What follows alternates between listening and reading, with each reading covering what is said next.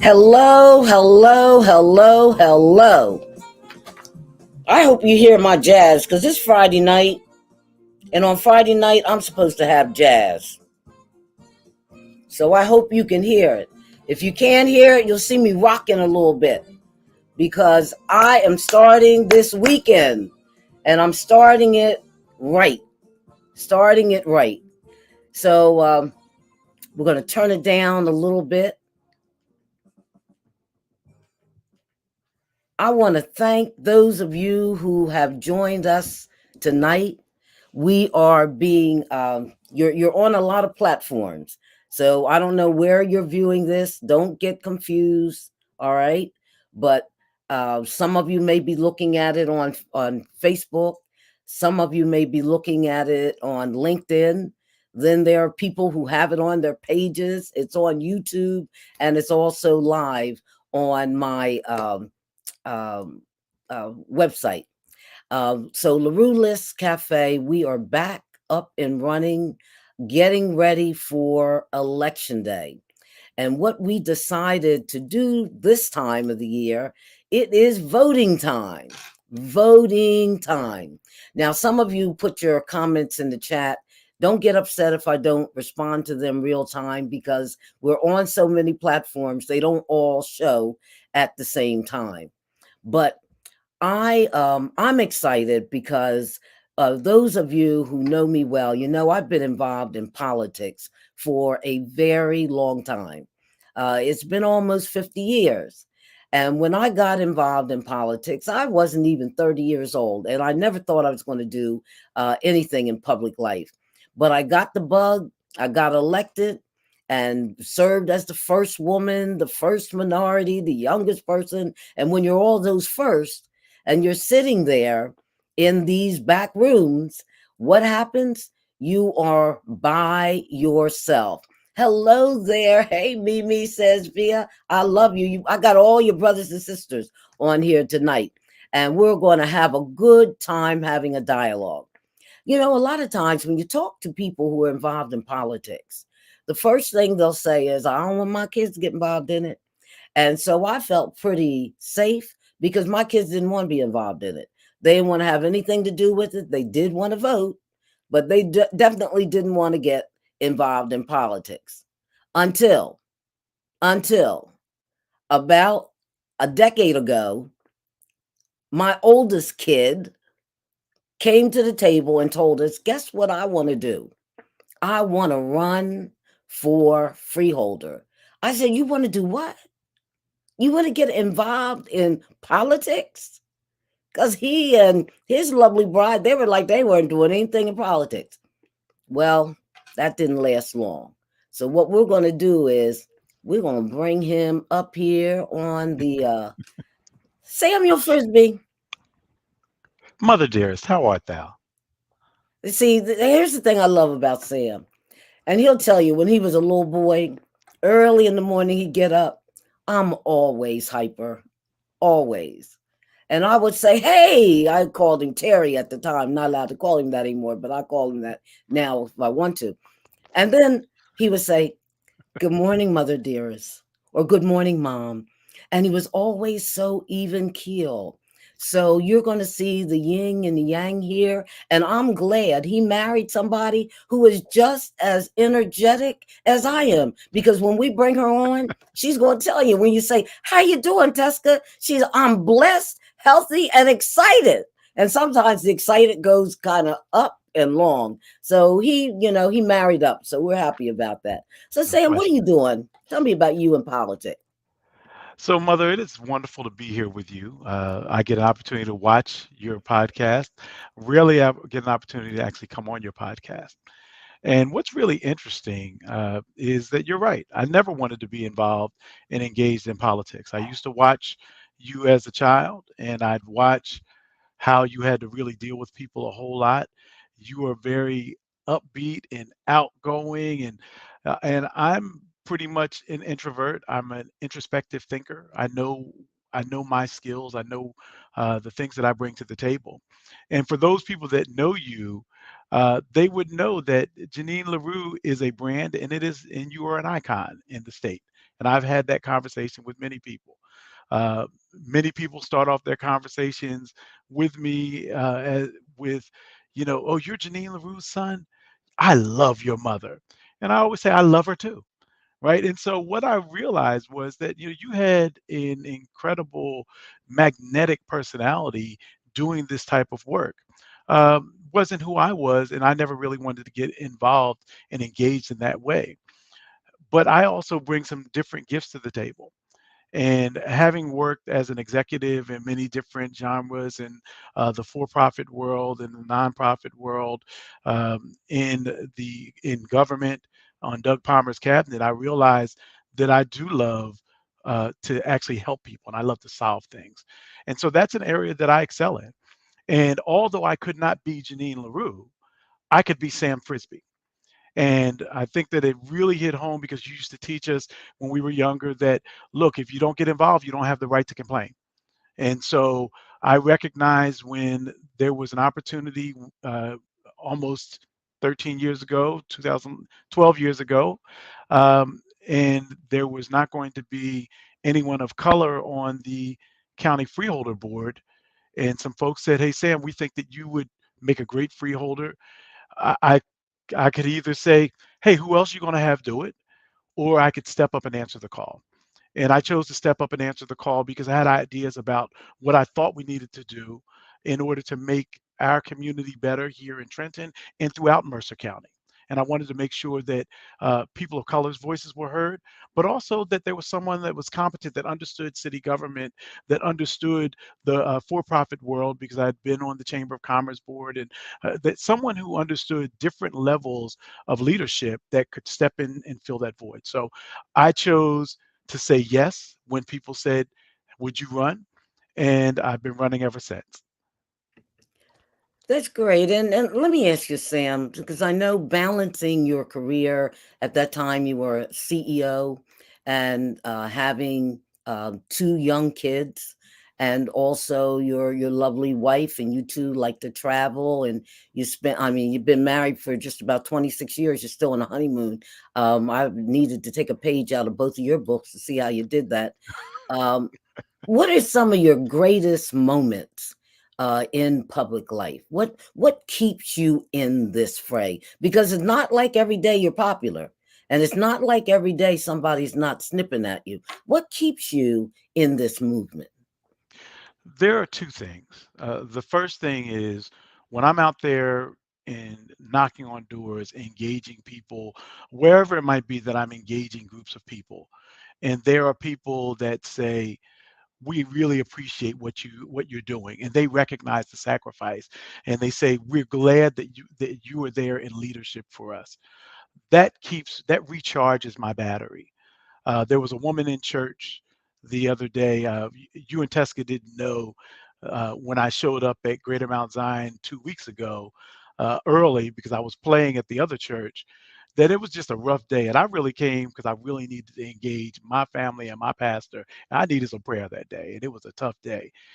And I had seen some things on Facebook and in social media, but it was just tough for a lot of different reasons. And I walked to the back of the church because I needed to get out because I was also going to knock on doors that afternoon before Dan Benson and the school board candidates came over to the house for the coffee class that we had. And one of the elders in the church stopped me in the back, and she said, "I just want to let you and your wife know that I read what was in the Trentonian, and I didn't like it. And you guys are doing the right thing." And she said, "I wanted to encourage you." And so she had already written a note that she had with her, and she put it in my hand. And I was kind of, tearing up because I was really, really frustrated, and I really wanted to get out the church before I kind of anybody saw that I was kind of breaking down a little bit. And she put it in my hand. I didn't know if she had given me a check or what she had given me. And when I got home, I opened it up, and there were two scriptures. And one of them was that no weapon that is formed against you shall prosper. And it's minutes like those that make me say, okay, I'm in the right space because everybody, I'm not going to be popular with everybody. Everybody's going to have their own opinion about why we're doing what we're doing, but I know why I'm doing what we're doing. And the other reason is when we get an opportunity to pass um, policy like we did with the set aside ordinance at the county level.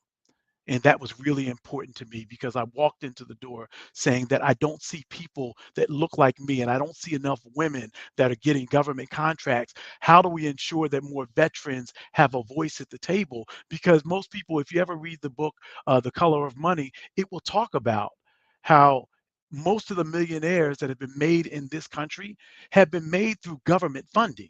People want to talk about how they did it on their own. They didn't do it on their own. There was programs that came through the government, whether it was with the railroad or in coal mining or in agriculture. It doesn't matter. The government put money into those places, and somebody took advantage of it and became a millionaire. And so when we don't see opportunities for people of color and women and young people and other people who aren't normally at the table to be there, then we are creating an inequitable space. And so things like that keep me going. Those are the things that make me say, let's keep running because I know I'm in the right space. Wow. You almost had me tearing up for a second, and I will not have it. That's what I'm bringing the baby girl on in a second. That's what she says. I will not have it. But I know the road that you've walked, and I know because people don't understand public service is a calling. It's when you take it seriously and you're tapped. And I know that you did not want to do this. This was not part of your whole plan. And I just want to tell you, for those who are watching now and those who will sign on later tonight and look at this, I am so proud that you served. I'm so proud that you didn't listen to me because I begged you not to do this. How many years has it been now? 12 years. I just found out again that I'm not perfect. Yes, sir. And I'm going to bring the person in who makes you almost perfect. Baby girl, how's your honeymoon going? Nonstop. Nonstop. I know that's right. I know that's right. And you definitely weren't going into politics. You weren't dealing with this mess. You had a whole thing that you were doing. You going to be loving on your husband, giving him children, cooking him food, doing all. How's that working out for you? No, ma'am. Tell me why you're in this business. Why did you answer the calling? Because when you stepped up and said, I am going to run for council, if I had false teeth, they would have been right on the table. Because I was like, what? Teska is not running for no. There's no way in the world. She doesn't even like politics. That's What right. in the world possessed you? Because see, we got this running joke that we talk about over our brunch after we come out of church, and we talk about this Jeannine LaRue dynasty, the dirty little secret. The kids who she didn't want them in politics, and they didn't want to be in politics. Whatever possessed you to answer this call? Well, first of all, Mama Lou, one, thank you for inviting me to be on this amazing platform, and especially to be here not only with you, but my incredible hubby. So this is double bonus for me. Love you to the moon and back, darling. But yeah, maybe it was something that possessed me because that's the only thing that makes sense is I was possessed. But seriously, I have to say, when folks came knocking at our door and saying that they wanted our support for this city council seat, they weren't asking the questions, nor were they giving answers to questions that I wanted answered. When it came to the dynamic of our community and how we can fix it and repair it and make it about the city, they weren't giving me answers to that, and they didn't seem as concerned about it as I needed for them to be. Having our family, the dynamic the way it is, especially with someone who's differently abled, our pastor Sam, I have to make sure that we're preparing our community in a way that it uplifts them. And I needed to make sure that if I wasn't going to be a part of the problem, I knew that I had to be a part of the solution. And in this household, we say that you could either complain about it or you can do something about it. And I don't consider myself to be a complainer. So I decided that I was going to do something about it. And that really is the bottom line. And yes, I did not want to go into politics, nor did I want my husband, who I made have a pinky swear with me that he would never go into politics when I was pregnant. They thought it was just my hormones that was going crazy. And it was not. It was not it was God who had given me the vision. While we weren't even here, we were in West Hampton at the time. And my husband was on his way back from a trip. And he came in and I'm like, promise me you'll never go into politics. And he's like, why are you saying that? I said it on my radar. I'm like, just promise me. He promised, and that wasn't good enough. I had to do a pinky swear. And 3-4 years later, it's like, how your fingers doing? Which finger did you use it? You did which finger did you use? it was this one. I thought And it was he had to Stephen come Promise. back. He's like, you know that promise I made? Yeah. And Well, let me just say this to you, and then we're going to bring our candidates on, and I do want to ask you, tell me some of your best moments so far, because you've been in for almost a year. It used to be when I would go somewhere and they would say, oh, that's Sam Frisby's mom. And now I go places and they'll say, no, you say, Sam, that's Jeannine LaRue's son. That's what they would say. That's Jeannine LaRue's son. And then all of a sudden they're like, oh, that's Sam Frisby's mom. Now, Teska Frisby's mama love. It's funny. I said, I just lost my name. I'm not even Jeannine LaRue anymore. So, I don't know what Desi and Theo are going to do, but then I think I'm going to go on down to another level. I'll get another tagline. And so tell us, what so far have been give me 2 of your best moments while being on council. Mama Love, I really should have thought about that. I got to say, and I have to say, I don't know if I have any 2 in particular, only because I'm not keeping tally. And maybe that's a good thing. Maybe that's not a good thing, but I guess that's a good answer. Keep record. But I've just been out here grinding, taking phone calls. I get emails constantly, and therefore just the little things that I find that I'm making for a big difference in the quality of life here in our city. And I would have to say right now, that is just it, is quality of life. We are getting streets paved. So that is one of the things that people made me promise. And one of my biggest ones is we're about to get Bellevue Avenue paved, wow, which has been a huge waiting for that. Yeah, I'm still waiting. I need that also, but that is coming this year. And so I'm just grinding to just make sure that I'm being attentive to what's going on in the community. And I guess I need to start keeping a tick list. But right now it's just grinding. So it's getting the quality of life up, getting those trees down, getting the trees pruned back, getting people's alleyways. That has been another major, I didn't know just how big it was for others. But having alleyways cleaned up, people have been doing illegal dumping. We have been getting those done every single week. We've had bobcats coming in and going into alleyways, and they're cleaning it up. And I'm loving the response we're getting from the community. And I don't publicize it, but we are getting, they're saying thank you. They're saying thank you. So that lets me know that I'm making a difference. And that was the whole purpose in my running. So that, and even our recreation center, I do have to brag on that. The West Ward Recreation Center. It's beautiful. It is absolutely beautiful. I'm so proud of that. And having gone in there, and we just had our first Halloween Haunt Fest, where there were literally hundreds of people who went through there.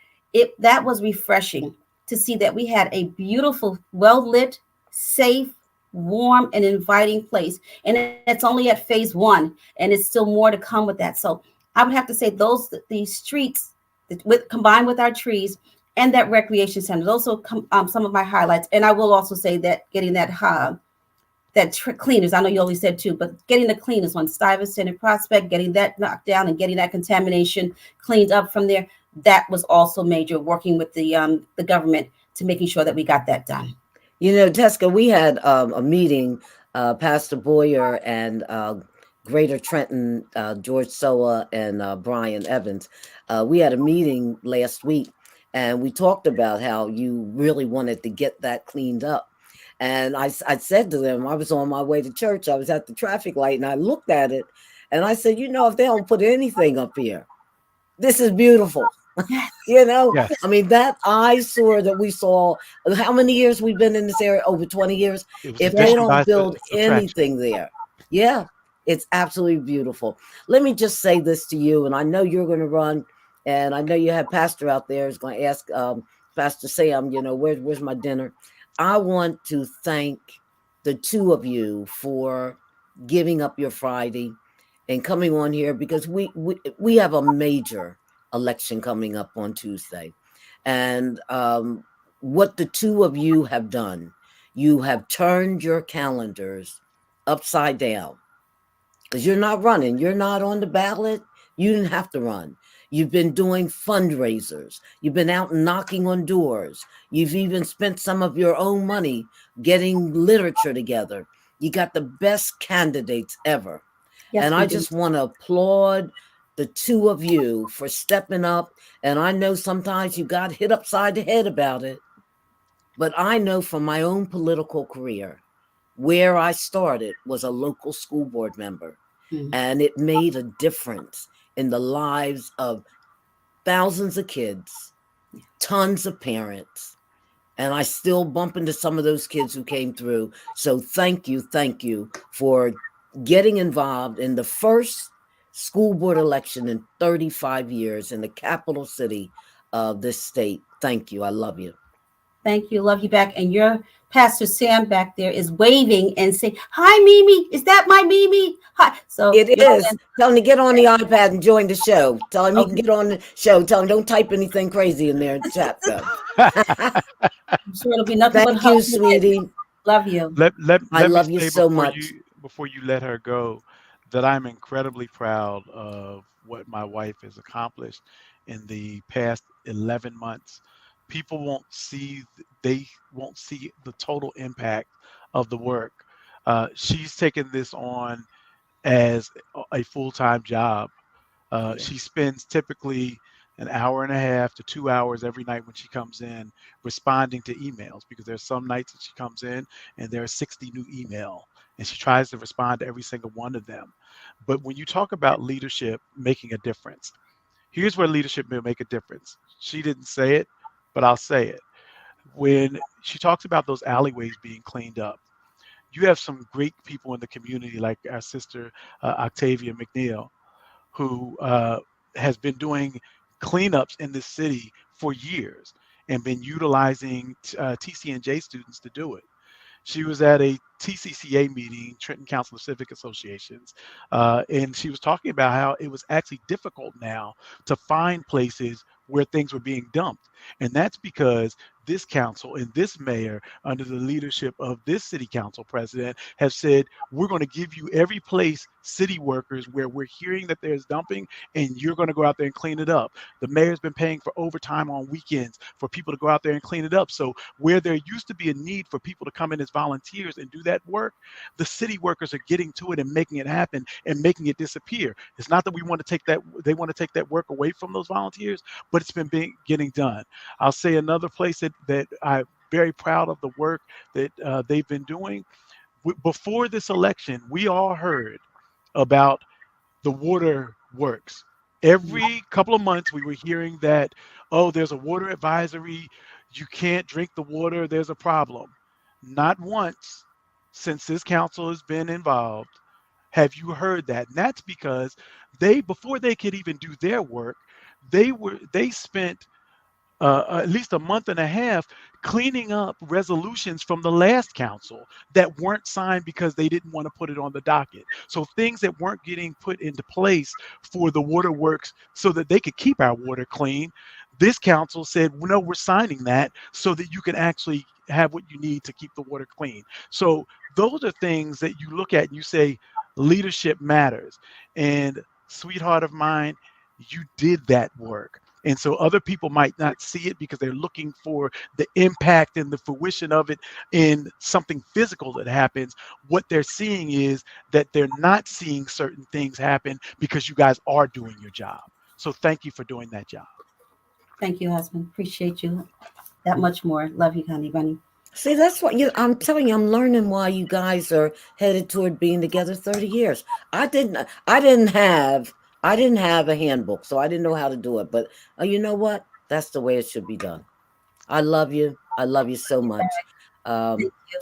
all right. So I promised you I wouldn't hold you hostage on here for the whole show, and you're going to come back one day. You're coming back, just me and you. We're gonna Right. get our gray hairs together and we're Yes. gonna do our thing. Yes, Yes, ma'am. ma'am. I love you. Love you. Have Thank an you so incredible much. day on purpose. Love you all. Absolutely. Love you back. There she goes, Sam. What a woman. What What a a woman. woman. I got a bunch of great women in my life. Yes, you do. Yes, you do. Well, we're gonna bring on the chair of the board of education, Good evening. Yolanda. Good evening. Reverend Yolanda. Sam, tell Pastor. us about these candidates because we're going to bring them on one by one. And even though we were going to do 45 minutes, we're not paying for time. So we can keep going until we get it all out, you know? All right.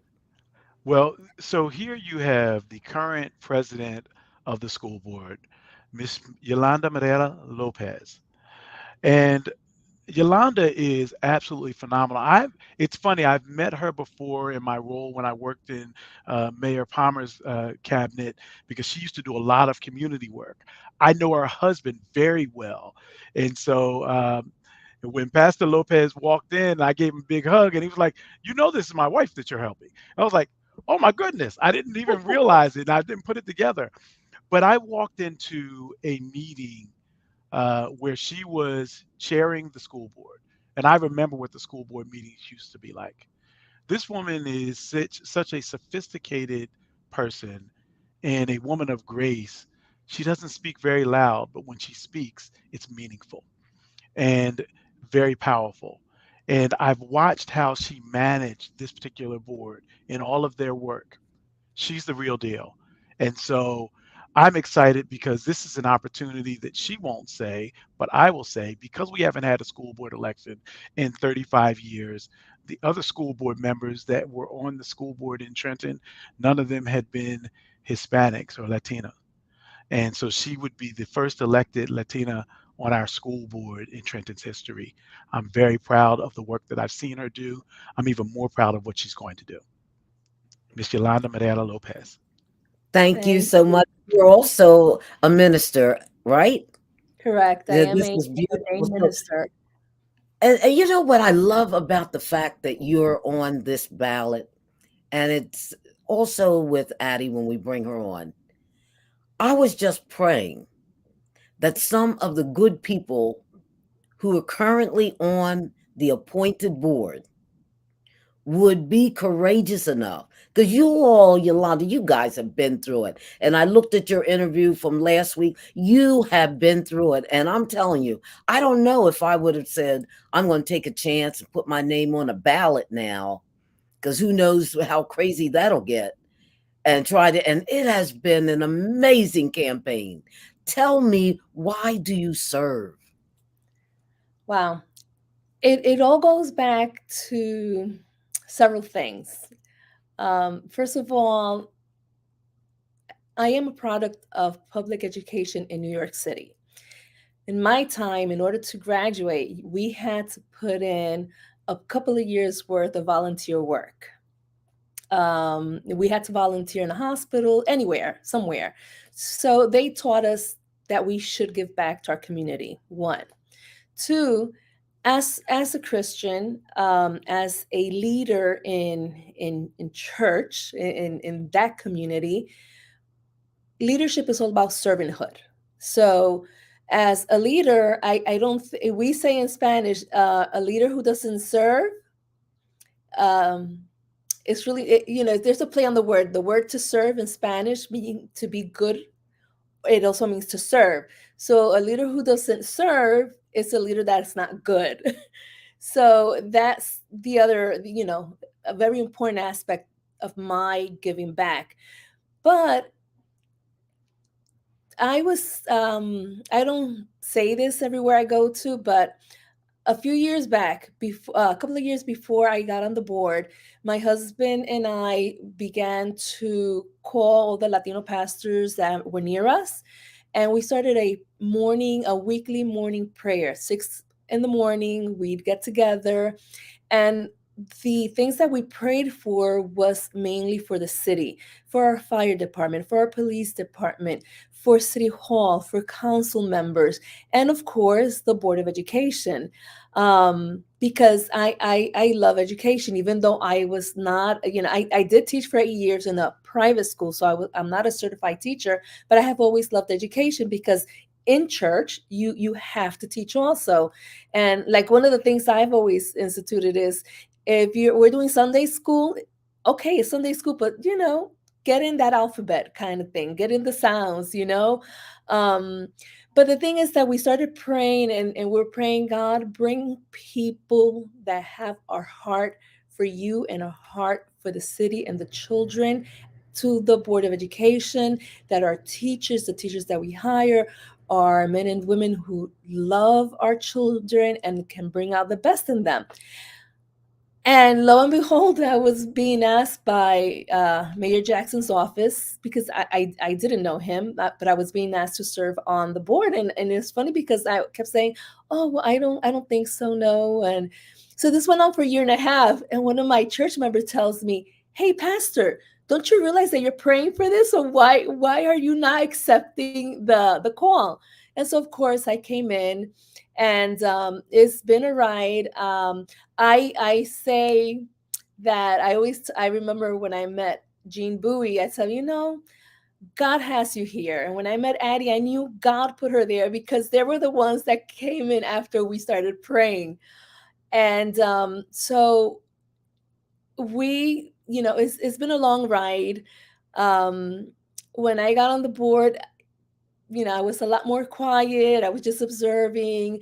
There was a lot of, we had a lot of opinions. Everyone had an opinion, and we weren't really a unified board, even though we all wanted the best and we all had good hearts for the board.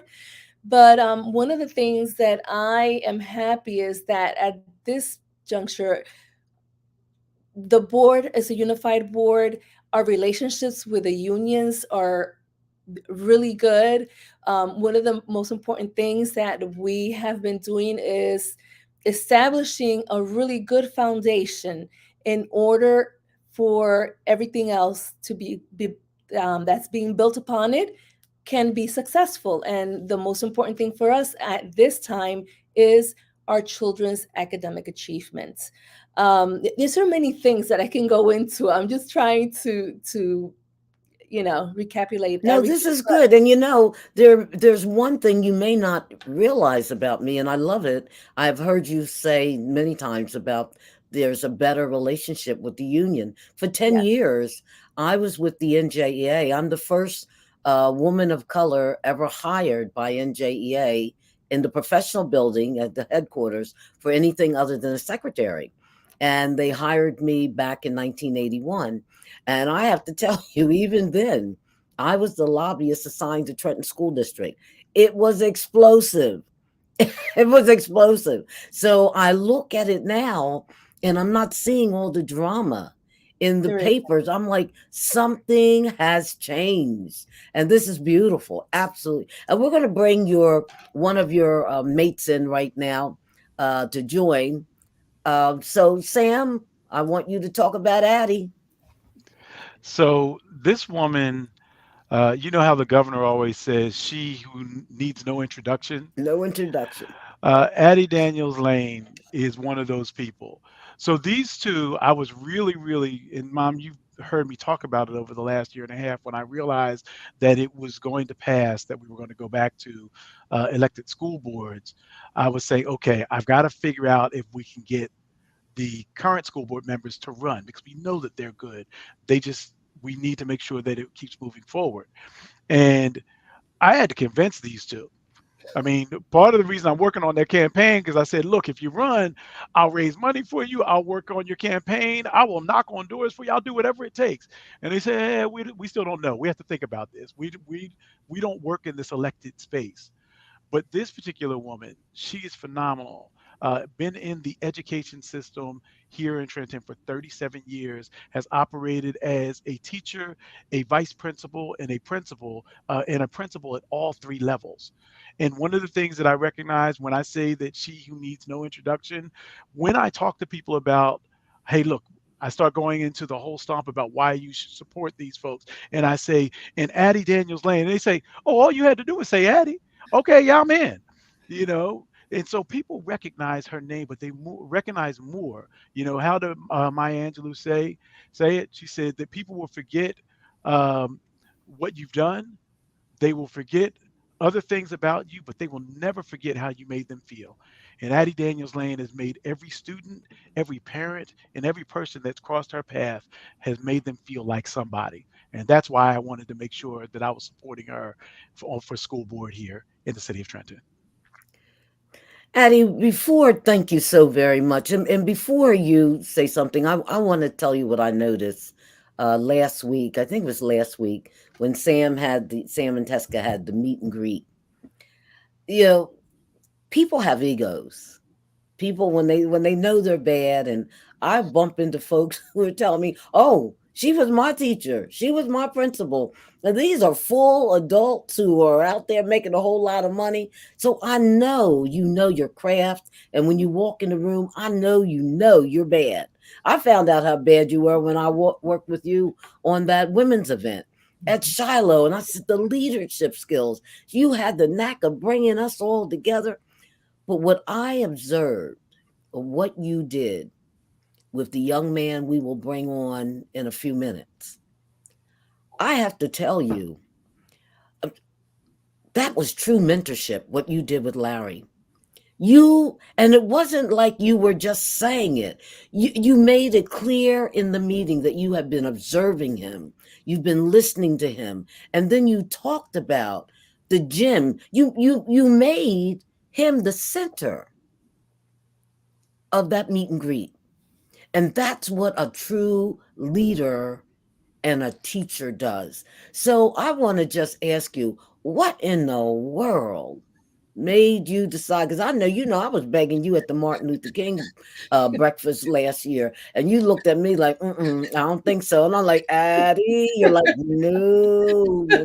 I'm like, okay, I'm not going to push it. She knows what she's going to do. But what made you decide, you know what, I'm just going to go ahead and do this? Yeah, absolutely. And thank you for having me on. And certainly thank both you and Sam for those very kind words. And I just want to say about that quote that Sam mentioned, the Maya Angelou quote, people may forget what you say and people may forget what you do, but they'll never forget how you made them feel. I had that hanging outside my door, right? And so in terms of when I was the principal at both Dunn and at Trenton High School West, because that really spoke to my heart. So I just wanted to say that. It was interesting that you said that, because that is something that that I have lived by. So I wanted to say that. And so Sister Jeannine, yes, absolutely. I was a no. Yolanda was a no. And we talked about it and we kept talking about it. But we finally came to the realization that, the board is at a good place. As she said, when I was first approached about serving on the board, I've been in the district for 37 years. I was a student in the district for 13 years. And if you add that up, that makes 50 years, right? So I have an investment, plus the 6 I spent on the school board for the past 6 years. And so I'm invested in this district, right? And I believe that this district made me the person, along with my parents and my family, of course, made me the person that I am. And so certainly there's a debt that I owe to the district to see it succeed, to see our children succeed, because when I see them, I see me, I see myself. Coming from a single parent, mother really believed in education. She herself may have had a 5th grade education, but she knew the value of education. And she made sure that we were very focused on getting our education and doing the best that we could. And so she did all that she could to make sure that we were successful and that we were engaged in the educational system. And so, as I said, I owe a debt to the district. And after thinking about where we were or where we are as a district and where we came from, right?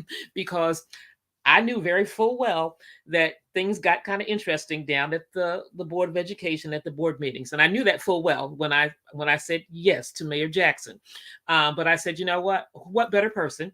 I know a little bit of something about education. And so certainly I did want to give back. I wasn't sure about how I was going to give back.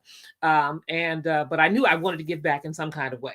And so I said yes, knowing full well that things were interesting, right? But things got better over time, right? And so the tide kind of it turned. And so certainly I feel like, as Yolanda said, that we're in a good place, right? In terms of climate and culture has changed. We've invested a lot in the district. And when I say we, it's never an I, it's we, right? Because we work together as a board, and we work with superintendent, we work with the business administrator and the leaders of various departments to make sure that policies are implemented that supports the district, supports the students, and supports the movement toward increased academic achievement, right? And so after thinking about all that and thinking about where we were and thinking about, well, we know that in the past there's been a lot of stopping and starting.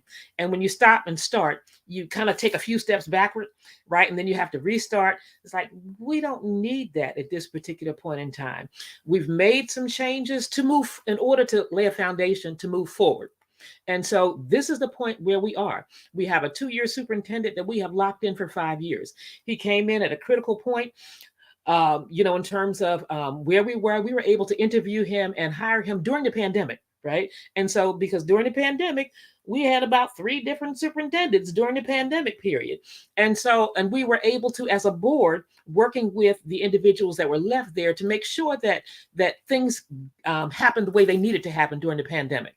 And so now we're at that point. We've got the superintendent. He's a good one. He's committed. He's invested. He's brought in a number of programs and people to build this foundation, did some reorganization in terms of the schools. And now we're ready to propel forward. And I'm thinking, okay, so I don't want to do this. I don't want to do this, but I feel like I need to do this. And, as I said, I don't need to be on the board forever, but for this time, I think that we are the best people to make sure that where we are, that we're able to move forward and achieve the progress that we're set to make. And so didn't want to see change come about because, like I said, the foundation has been laid and we know that there are opportunities for change, but right now that's not what we need. And so because all of the investments that have been made, we've invested in facilities, we've invested in personnel, we're working to make our staff have competitive salaries, we're upgrading the technology and all the infrastructure, and all of these things have been done. And as I said, in my eyes, I see us ready to zoom. So it's like, okay, I just need to go ahead and do it, right? So Yolanda and I talked, and we had our little conversations, and we said, okay, I guess we better do it. If we're gonna do it, we're gonna do it together, right? And so that was a conversation. If you do, I do, and we talked about it, and we decided to move forward. And of course, we had urging from various people, Sam, Mayor Palmer, yourself, in terms of, we really need this stability and this continuity, right? Consistency is what we need at the district right about now. And so we decided to run, right? And as I said, when I look at the children, I know what I got from the district, right? Yes. Strong foundation. People invested in me, took me under their wings, introduced me to their family, and so on and so forth. I know what I got from the district, and I want to make sure that our children get that and more in terms of expanded opportunities, connecting the district to, some people that I know that can do some things for the district, and just introducing them to, superintendent and others, and letting them figure out how they can help. Right. But this is who I am. And I think about, there's another quote that kind of sits in my head. And I think it was Shirley Chisholm who said that service is the rent you pay for your time here on earth. Right. That's right. And so I'm a public servant, a public servant who is invested in children. I've taught Sunday school for many years. I've mentored debutantes as their advisor for 15, 20 years. I taught, and now I volunteer. And so that's it in a nutshell, right? I just want to see the district succeed, our students succeed, and again, prepare them to be competitive with everybody else, because our students are just as good as any others from any other district. I just want to say that. You know, let me tell you something. You got me over here. I'm patting my feet right now. I was like, okay, she taking us to church, as they used to say, taking us to church. That is absolutely beautiful. Absolutely beautiful. Well, we're gonna bring on the person who's gonna round out this team with the new group, and see if I can find him. Yeah, find him because he is our future. He is our future. That is the future right there. Sam, tell us about this dude here. So you know, Mother, that I've had an opportunity to lead in many different places. Worked for PepsiCo, and I've led there. I've Drew University. I've led there in city government. I've led there in the YMCA movement in communities and schools, nonprofit world. And typically when I try to lead, one of the things that I do is I try to round out my teams so that I've got experience with some passion. And typically that means new blood in when you talk about passion. You've heard from these three candidates, and if you can't hear how qualified they are, then you're not listening properly. One of the things that I will tell you is that we were at their last fundraiser, and they had about 65 people in the room, and 35, about 40% of them were under 35 years old. Most of them were under 30. And they were under 30 and under 35 years old because of this young man, Larry Traylor, that we're about to bring on the screen. Larry is passionate about serving his community. He is young and he is ready, and he is absorbing everything that these two seasoned professionals are giving him. And so you heard Yolanda and her passion, and we call her the heart of this particular team. And Addie brings such experience to the table. That's our heritage. She knows where we've been. But when you talk about Larry Traylor, you're talking about our hope. He's the future, and he can take us to where we're going. So, Larry Traylor, talk to the people. Yes, we can. Yes, we can. Larry O.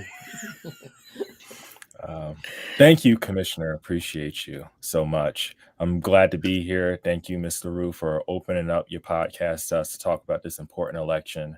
As everyone said, this election is the first in over 35 years, and I'm really blessed to be one of the candidates that we have that are running to to expand on that foundation that has been laid and to work on building that continuity to serve the students.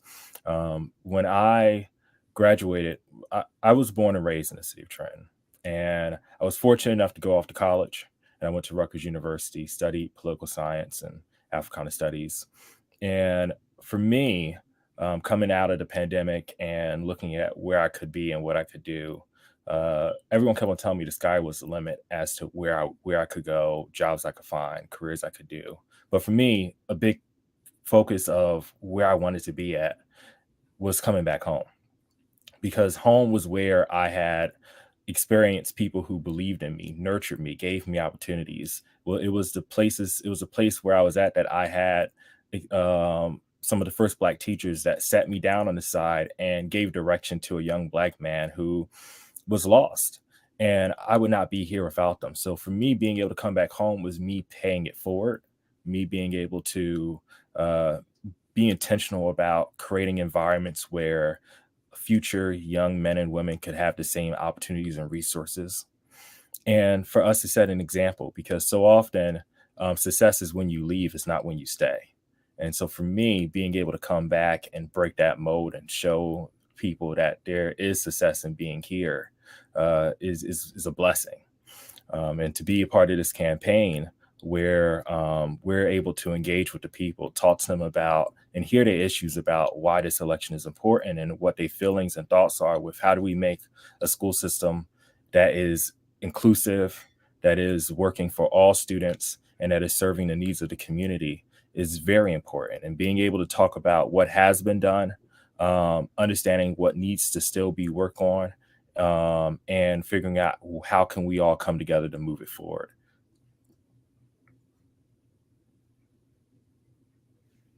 We should know after the pandemic that when we're muted, we don't have to. We should know that we're muted. and we have to unmute. So that was absolutely beautiful. And you have someone, Linda's in here, is like, you go, Larry. Thank you for all you do. Yeah. So this is absolutely magnificent. I thank the three of you for coming on and sharing. As I said, this is being shown on 4 different platforms tonight. And people go up on it, as you know, back and forth and share it around, and feel free to share it around. But I want to make sure that since this is the Friday before the election, a lot of the votes have already been cast. We have vote by mail. A lot of those have been turned in. I have already voted for each of you. And we have the early voting. We know that those votes are going on as we speak. And then we have Tuesday. Sam, if you would, tell us what the viewers need to know about what we need them to do now between now and Tuesday. So, for the people that are out there listening, elections have consequences. When you vote and who you vote for, or if you don't vote, because when you don't vote, you're saying something as well. So the first thing is that we need people in this city to get out and vote. The second thing is we need you to let people know that there is an election, there's a local election. And so for those people that have not turned in their vote by mail ballots, you have to flip the ballot over, and you need to be able to vote for these 3 candidates who are the first 3 candidates on the ballot. On the back of the ballot, they're D, E, and F. They are most deaf. And you need to be able to vote for them on the opposite side of the ballot. For those who might not be here on Tuesday, you can still vote early. You can go to the firehouse on Perry Street on Saturday and on Sunday, and you can vote. And then for those of you who will be around on Tuesday, we need to make sure that you get out and you pull the lever for these 3. We need you to tell some other people that they need to come out and they need to vote. This is one of the most important elections that we're going to see. We talk about the county budget, which is a $350 million budget. We talk about the city budget, which is a $350 million budget. Our school district budget is a $400 million budget. And we need people who understand what to do and how to do it, not trying to figure out where the keys to the bathroom are when they get in there on day one. We need people that know where to go, what they're doing, and are willing to train other people that come behind them. This school board is totally qualified to do this work. What these 3 candidates did not mention is that when you look at their qualifications, there are 548 school boards in the state of New Jersey. They are one of 26 school boards that have actually been certified by the School Board Association of New Jersey. They are the only school board that has actually been certified in Mercer County. And every single one of them has been certified. And Larry, even though he's not on the board, has already started the process of going forward to get certified. They know what to do. They want to serve you. And they don't get paid to do it. And they've had to raise money to do this. So we need you to get out there and vote in droves, and tell people to go out and vote. Call 20 people, tell them to go out and vote. And if you can, take somebody to the polls with you. We need all souls to the polls this Sunday and on Tuesday. Well, you know what? I couldn't have said that any better. And did you see we brought your lovely bride back in? She looked up, she said, I don't believe she put me back in the show, because I figured she was going to be in the studio. We had to keep her in the show. Thank you so much. I love you all. We know that you've been blessed. We know that this is going to happen. We're claiming it. And I have to tell you, anyone who has heard your story tonight, they know why we serve. And I tell you, that D word, Addie, I'm still stuck on that D word. Debt. We owe a debt. Public service, that's exactly what we're doing. And so I thank you for this. I want you now to jumpstart the rest of your weekend. Get out there tomorrow. We got some more walking to do. And Sunday and Monday, pound, pound, pound on those doors. And God bless you all. Go do it. Thank you so much. Thank you. Have a good Thank night. you. Good Good night. night. Incredible.